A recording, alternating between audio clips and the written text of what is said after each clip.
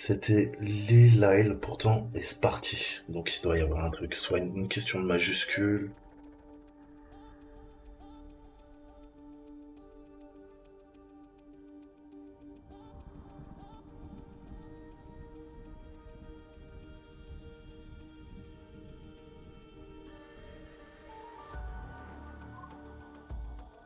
Ah là on le trouve. Donc c'était bien ça. Il fallait s'y reprendre à plusieurs fois. Donc là on a son mot de passe. Maintenant, bah on peut commencer à faire une attaque au niveau du contrôleur de domaine. Ok? Ça commence à être intéressant. Donc, qu'est-ce qu'on peut faire? On peut essayer d'énumérer. Hmm, Ok, donc on voit avec CrackMap, exec, SMB, nom de domaine, l'utilisateur Lila, change me, le mot de passe, c'est bien le bon. Il me dit ouais, en effet, tu peux te connecter. Donc là on vient de gagner un accès, c'est plutôt cool. Maintenant on va regarder un petit peu, bah, concrètement, qu'est-ce qu'on peut faire avec tout ça. On pourrait rechercher en fait les chemins d'attaque dans l'Active Directory, hein. On peut par exemple se servir de Bloodhound, sudo apt install Bloodhound si vous l'avez pas, et ça va faire une base de données et ça va nous révéler en fait les relations cachées ou involontaires entre les objets. Vous savez que dans l'Active Directory, tout est objet, ok? Donc on va se servir de Bloodhound et on va voir s'il il arrive à nous donner un peu plus d'informations. Donc il y a des sortes de scripts, on va lui demander d'exécuter tous les scripts sur la machine et voir si on peut pas récupérer grâce au compte bah, de notre ami des informations pertinentes, ok, qu'on pourrait euh, qu'on pourrait avoir. Donc qu'est-ce qu'on peut faire? On va s'énumérer, voir un petit peu assembler map. Donc tout à l'heure on a utilisé un compte invalide, maintenant l'utilisateur je le connais, hein. Elle s'appelle comment? C'est Lilyle. Ok. Le password c'est change me dièse 1, 2, 3, 4, 5 je crois. 4, 1, 2, 3, 4. Le domaine c'est corp.hm. Ok. Qu'est-ce que ça donne là? Le host, bah oui, c'est sûr. Donc, adresse IP. 1, 2, 3, 4, ouais, c'est bien ça. Ok.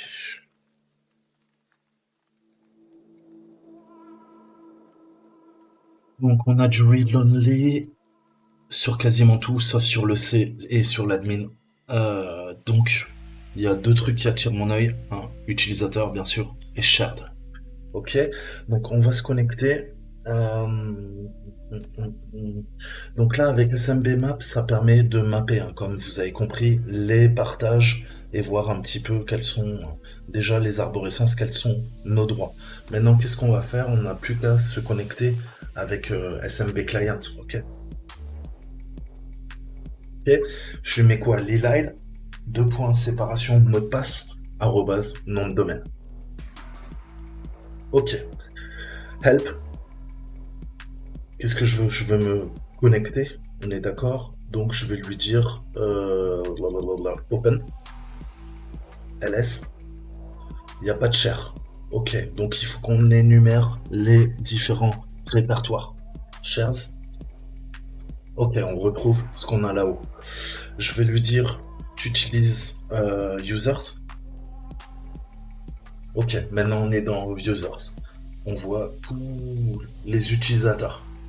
Donc on va retrouver forcément, ah bah on a le Buzz, on a le Edward. Donc on sait que ces gens-là ils sont bien présents sur le système, ils y ont accès. Ok. Qu'est-ce qu'on a d'autre? On a shared, partage. Donc là on va aller sur shared, voilà dedans. Ok, donc on a le premier flag.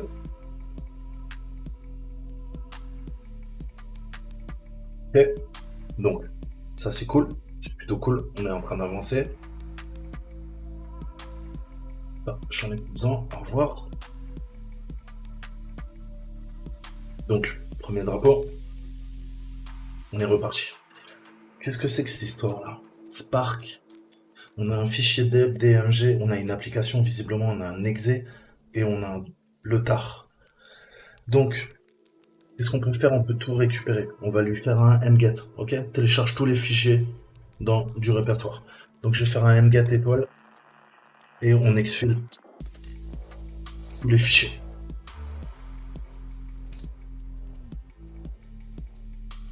Là, il va falloir qu'on fasse de la rétro-ingénierie. Honnêtement, j'ai aucune idée c'est quoi Spark. Bah, vous cherchez, il n'y a pas de honte à avoir. Spark, c'est quoi ça? C'est quoi en plus? Il y a une version 2.8.3. Ah, déjà, Exploit, ça sort. Ok? Ça devrait vous mettre sur la piste.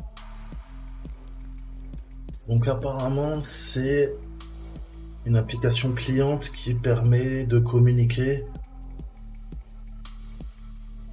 D'accord.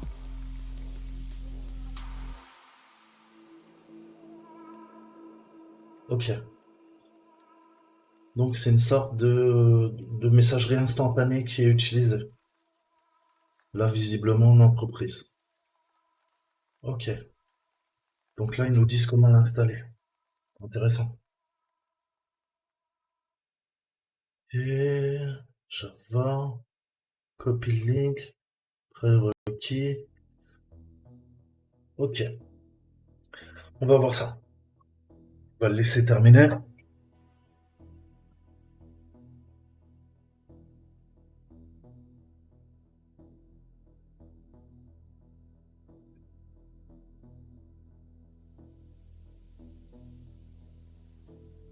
Donc, vous avez APT qu'on utilise tout le temps. Qu'est-ce que APT? C'est un gestionnaire de paquets qui va gérer les paquets pour vous. Mais à la base, à la racine, on a un autre programme qui est vraiment central, c'est le DPKG. Le DPKG va permettre de gérer les paquets euh, de façon manuelle. Ok, c'est en ligne de commande, c'est pas automatisé comme APT. Mais APT get, aptitude, ok, tous ces gestionnaires que vous utilisez sur différentes versions de Linux, eh ben, ou Unix, c'est en fait, ça se sert de DPKG. Donc on a DPKG et on a une variante qui s'appelle Deb. Deb, comme vous l'avez compris, on va pouvoir aller voir c'est quoi là, le fichier Debian. Ce fichier, moi je le connais pas, j'ai pas envie de l'installer sur mon Kali Linux, ok? Donc il faut qu'on fasse de la reco. Qu'est-ce que c'est que ce truc? Donc DPKG, Deb, ok. Et vous pouvez faire un man si vous savez pas. Et qu'est-ce que ça nous dit? Bah, c'est un outil pour manipuler les archives Debian. Bah, c'est parfait. Ok?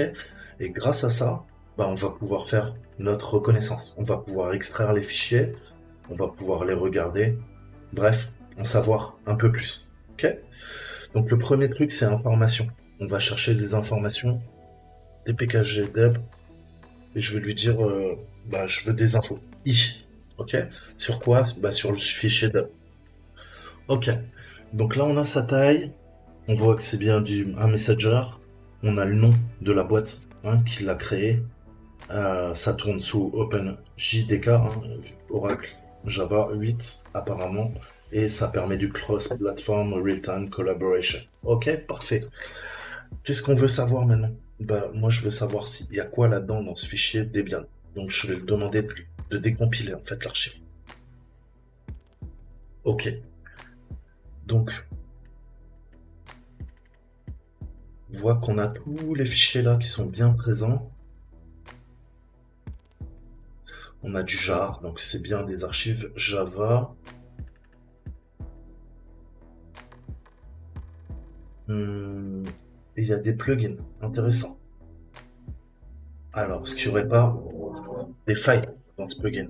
Qu'est-ce que je peux faire? Un search spot sur Spark? C'est pas le bon Spark, pas de chance. Je peux lui dire version 8.3, pas de résultat. Je retire version, pas bon. Par contre, vous l'avez vu, aucune triche. Qu'est-ce qu'on a fait tout à l'heure? On a vu qu'il y avait visiblement un exploit. On va aller rechercher, essayer de comprendre. Ok, donc là, il y a le NIST qui s'occupe de sécuriser les infrastructures des États-Unis. Ok? Et ils nous disent quoi? C'est assez intéressant. Hein? Un problème a été découvert, hein, donc en 2020, sur Realtime Spark 2.8.3 et son plugin ROR. Intéressant. Pourquoi? Parce que, parce que quoi? Parce qu'on l'a déjà vu. On l'a déjà vu. Il est là. Donc, est-ce qu'on peut pas décompresser tout ça? Ok? Et lui dire, bah écoute, vas-y, tu vas m'extraire tout ça. J'ai besoin, sans l'installer, j'ai besoin d'avoir les fichiers sous la main pour comprendre. Ok? Donc visiblement, c'est pas ça. C'est un petit X non plus. En X, c'est bien extract. Je sais pas pourquoi il veut pas. Ah, faut que je lui dise peut-être le répertoire. Et j'ai pas l'archive. Ok, je sais pourquoi. Donc faut que je retourne dans le CTF, c'est moi qui fais de la merde. Ok, d'accord, j'ai pigé. Donc je vais tout mettre. Je vais mettre MV flag, on va le déplacer, le SIP, le Spark, point dep, ok. Les autres pour l'instant j'en avais pas besoin et je veux qu'il me les déplace dans mon CTF. Je vais dans CTF. Ok, là on va pouvoir l'extraire. Donc je vais faire mon X et je vais lui dire bah tu me le mets dans Spark. Tu vas me créer un répertoire de Spark. Parfait. Donc là, il a décompressé l'archive et on a accès maintenant au fichier. Yes, user. Et là, on a un bin share. C'est super intéressant. Pourquoi? Là, on a Spark. C'est quoi ça? Ça, ça pointe vers mon cher Spark, bin Spark. Vous avez compris ou quoi? C'est un lien symbolique. Grosso modo, j'ai pas besoin de l'installer, ok? Donc je risque pas de me faire infecter, je vais juste pouvoir l'émuler, le lancer sur ma machine, mais sans installer les paquets, les dépendances qui sont présents dans l'archive. Ça peut être malicieux, j'ai pas envie de prendre de risques. Comment je fais ça? Je vais vous montrer. Moi je suis à la racine, j'ai quoi? J'ai bien un bin, ok? Dans mon bin j'ai quoi? J'ai pas mal de trucs. Si je vais dans user, pardon, je m'embrouille. Dans user j'ai quoi? J'ai à la fois le bin et j'ai le share. Donc si je reviens dans mon home, ok?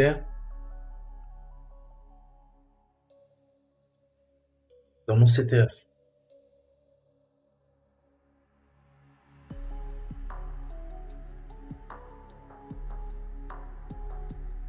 Ah oui, le home parce que je suis haute. Excusez-moi, je fatigue. Saltin, c'est DF.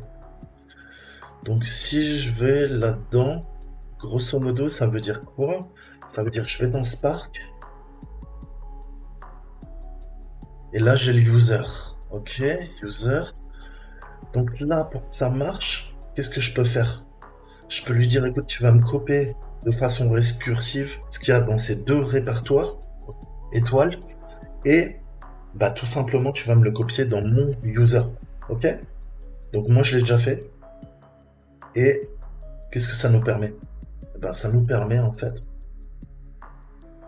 quand je lance l'application, ça fonctionne.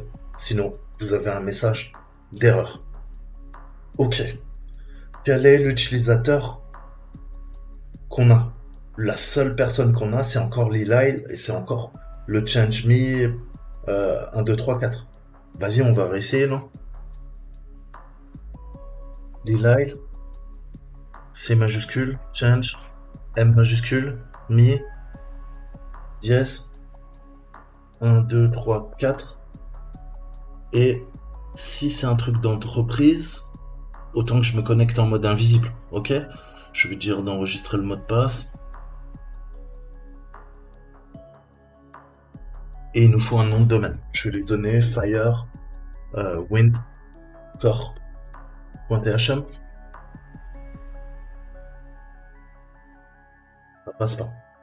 Alors, est-ce que je me suis embrouillé quelque part? Voyons. Lila. Ok. Je me suis embrouillé, je pense. Revenons.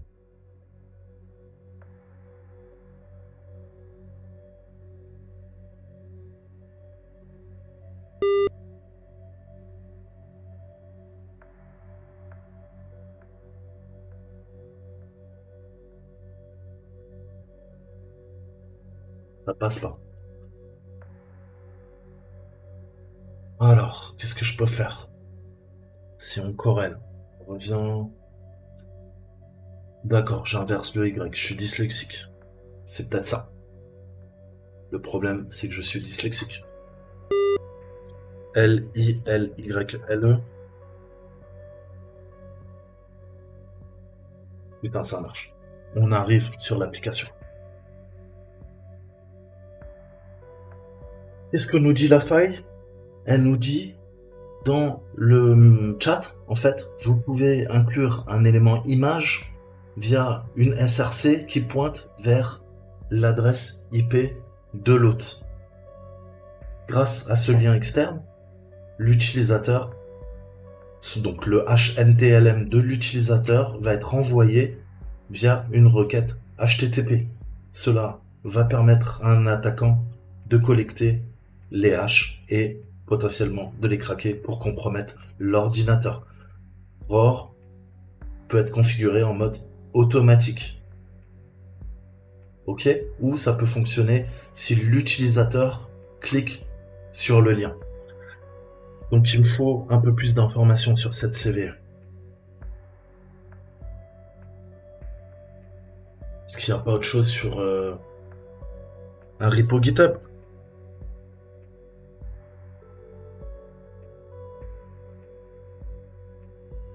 Parfait, Spark 2.8.3. C'est ça qu'il nous faut. Et qu'est-ce qu'il nous dit?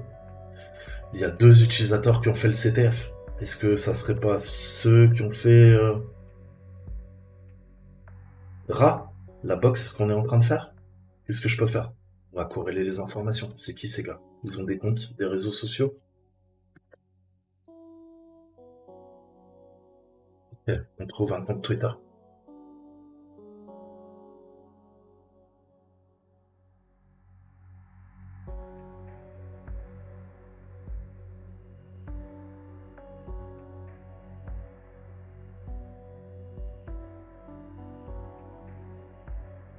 Ok.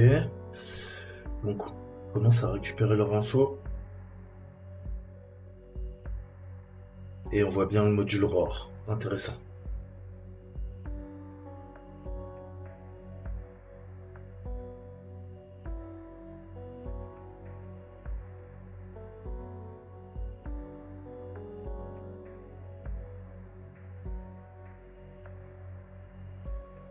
Alors, si je tape CTF, il s'appellera le CTF.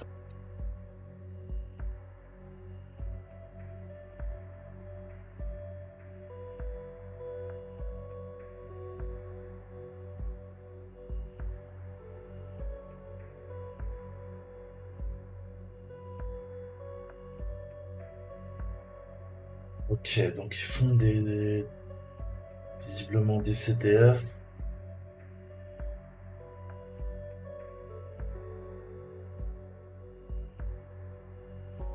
Ils vont chercher. Est-ce que je peux faire une recherche dans cette merde de Twitter?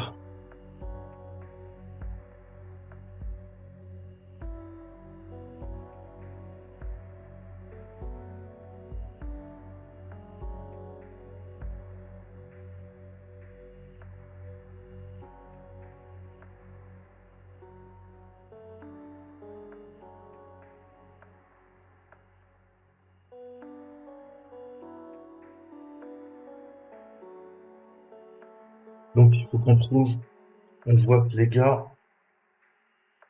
on va voir comment on peut faire ça. Donc ils disent, on peut faire une requête via le SRC. On a le lien hypertexte, on va aller voir quand même.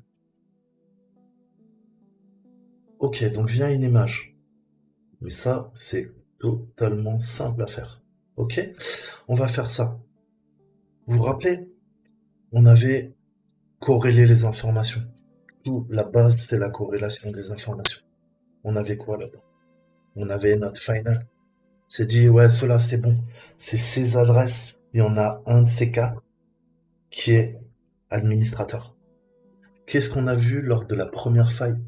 La première faille, elle nous a dit, ah, tu sais, cette application-là, eh ben, si jamais t'es connecté au contrôle, au panel d'administrateur, vous vous rappelez? Eh ben, en gros, tu peux peut-être faire une RCE, en fait. Où c'est qu'on avait vu ça? DOM Selection, Zeus. Zeus, il est sensible et on peut faire une admin interface cross scripting. Est-ce qu'avec ces deux failles, on peut pas devenir en fait le compte admin? Comment je peux faire ça? Eh ben là, on a vu que si on arrive à faire exécuter par l'administrateur et qu'il est connecté en même temps, eh ben je peux récupérer les mots de passe, le cookie, intercepter la communication. Donc qu'est-ce que je peux en déduire? Peut-être il y a un de ces quatre utilisateurs qui est connecté à l'interface administrative et on va pousser notre faille, notre vecteur d'attaque, non pas par Zeus, même si tout est interconnecté, mais l'utilisateur doit être à la fois connecté à Zeus, au serveur web, et il doit être connecté à Spark. Donc est-ce qu'on peut pas lui envoyer un message? Il y a quoi là-dedans? Je peux faire quoi? Commencer une conversation, mais il y a personne dans la salle. J'ai aucun contact. Ah là, il y a une conférence. Mais si je vais dedans, bah il y a personne. Donc il faut qu'on fasse une recherche séquentielle et on va essayer de retrouver nos utilisateurs. Le premier s'appelle comment? Buzz. Allez, c'est parti. Buzz. Allez, voilà. Rechercher. Buzz. Ah, là ça devient intéressant de trouver des trucs. Qu'est-ce qu'on a? On a un paquet d'utilisateurs. Et nous, c'était quoi son adresse mail? C'était BuzzWincorp. Ok, avec un B majuscule.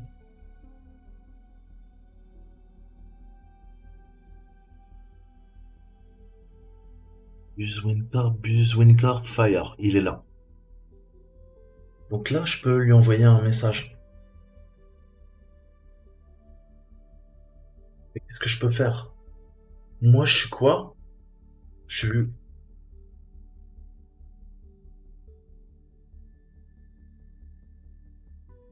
10, 11, 26, 90. C'est quoi la faille là? Qu'est-ce qu'on a vu? C'est quoi cette faille? Revenons.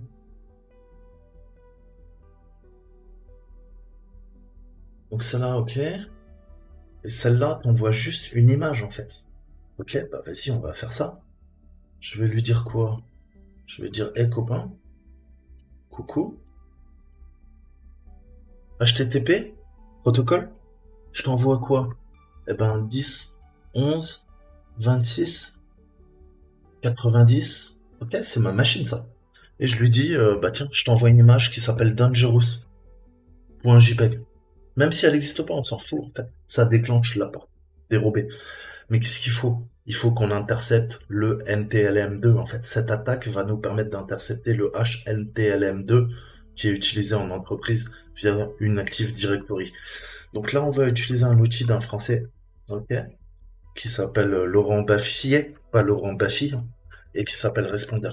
Responder, s'il n'est pas installé, ça permet de sniffer les paquets réseau et de faire des attaques NBT, NS, LLM, NR et MDNS. Surtout, on va pouvoir, alors, c'est pas Laurent Baffy, hein, c'est Laurent Gaffier, et c'est Gaffier, et il faut le lancer en tant que sudoer.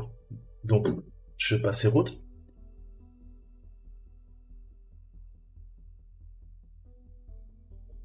Et là, je lui dis quoi? Ben, je lui dis, écoute, Coco, c'est cool. Tu vas me lancer le répondeur, interface garantie, et je veux quoi? Moi, j'utilise le VPN. Je veux le Tune 0. Le Tune 0, c'est mon VPN. Ok? Qu'est-ce qu'il fait là? Il est en train de sniffer tous les paquets réseau, et il me dit, ok, ouais, il n'y a pas de problème. Visiblement, euh, on peut intercepter les communications sur une machine Windows. Hein, ça serait pas notre contrôleur de domaine par hasard? Donc là, qu'est-ce qui se passe? Lui, il va écouter toutes les communications. Maintenant, qu'est-ce que je vais faire moi? Bah, je vais retourner sur notre chat, super chat, et je lui envoie l'image. Ok? Pour l'instant. Ça passera. Et je clique dessus. Ah. Donc là, il nous demande un username et un password. Donc, bah, je vais mettre Lyle et change me, dièse, 1, 2, 3, 4. Ok? Ça charge rien, mais il nous dit, ah, j'ai capturé le hash pour Lyle. Alors, si on réfléchit, il arrive bien à intercepter les communications. Mais nous, qu'est-ce qu'on veut? On veut les hashes des 4 utilisateurs là qui nous intéressent. Comment ils s'appellent nos utilisateurs? C'est Final. Ok. Donc, je vais me connecter en tant que Buzz, Emile, Edward et Edeltraut. Et on va voir ce que ça donne. Hein, et je vais rentrer un mot de passe bidon. Mais qu'est-ce que va faire la requête HTTP? Eh ben, elle va comparer le hash, le vrai hash de Buzz sur le contrôleur de domaine et ce que je rentre moi sur le serveur web. Ok? Il va y avoir une comparaison et comme ça va appeler le hash NTLM2, notre sniffer de paquet va intercepter la communication. On va pouvoir craquer les hashes. Ok? Avec n'importe quel mot de passe. On feinte le système. Donc je recommence. Qu'est-ce que je fais? On est là-dessus. Ok, parfait. Je retourne sur cette merde.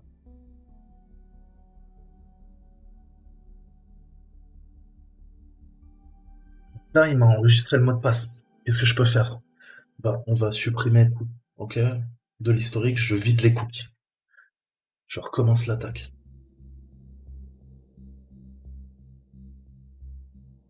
Et là, qu'est-ce que je vais lui dire? Je vais lui dire, bah écoute, Mus, on va même rentrer, hein, j'ai envie de dire, le nom de domaine et tout, comme si on attaquait proprement, en fait, la machine. Ok? Vous savez que pour vous connecter à un contrôleur de domaine, on indique le nom de domaine et ensuite on met soit une adresse, enfin un mot de passe, un utilisateur, soit peut-être une adresse mail. Nous, ce qu'on a vu, c'est qu'ils utilisent visiblement des adresses mail. Donc, je vais lui mettre ça. La majuscule, je pense qu'elle n'est pas nécessaire. Et on va voir si ça fonctionne. Ok?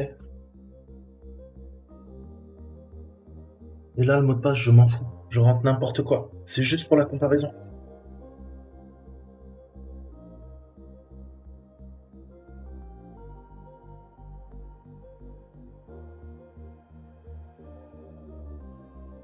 Cool. Il a intercepté. Ok? Donc là, déjà, on a le H. Parfait.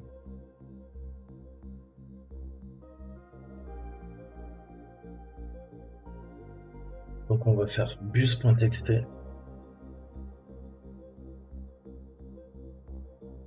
Regarde. Ok. On passe à l'autre.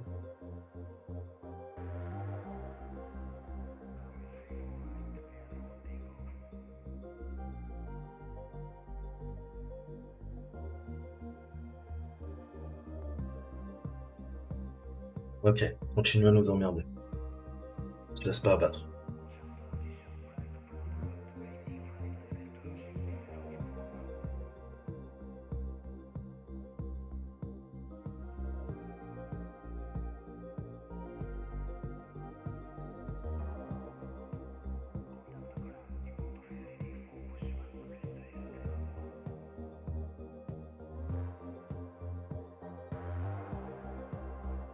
Donc là, on en a deux. On commence à être bien.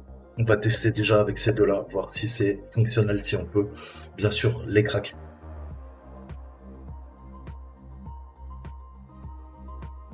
Ok, on va faire la comparaison avec name.hash. Donc nth, je veux quoi, le fichier qui s'appelle Emile. Parfait. Il me dit bien que c'est du NTLM V2. Donc, C'est ce qui nous permet de nous connecter à l'Active Directory, au contrôleur de domaine. On va venir attaquer direct, on va pas se poser de questions. Ok? Donc qu'est-ce que je lui dis? H4, M 5600. Qu'est-ce que je veux? Je veux craquer le H des 1000. Ok? Et niveau word list, ben, moi c'est dans word list et on va utiliser Rocket. C'est parti. Donc vous avez compris, hein, c'est toutes ces étapes à chaque fois que vous ferez des tests d'intrusion. Il va falloir rebondir. Un pivotement latéral de compte en compte jusqu'à trouver les failles, trouver les vecteurs d'attaque, comprendre la surface d'attaque de votre cible et pouvoir ensuite faire une escalade de privilèges, devenir admin et ensuite contrôleur, admin du contrôleur de domaine. Ok? Donc ça sera tout le temps comme ça. Je vais faire une série de vidéos et vous allez devenir des pros sur le piratage d'Active Directory. Je vais vous montrer, je vais vous refaire des vidéos sur Bloodhound, sur plein d'outils que j'utilise. Mais on commence petit et puis on va aller de plus en plus compliqué. Ok?